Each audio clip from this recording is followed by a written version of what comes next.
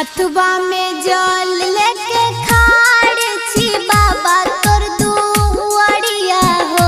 ए बाबा बनी जन का ठोड़ अब खोल दीना बजड़ी के वड़िया हो।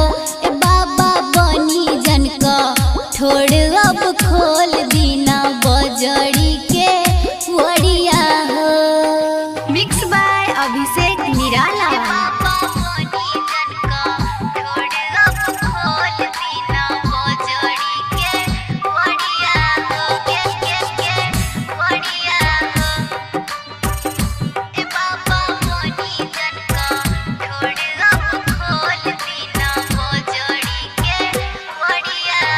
साथ में भांग बेला पतर ले आईनी तोर दुआरिया हो।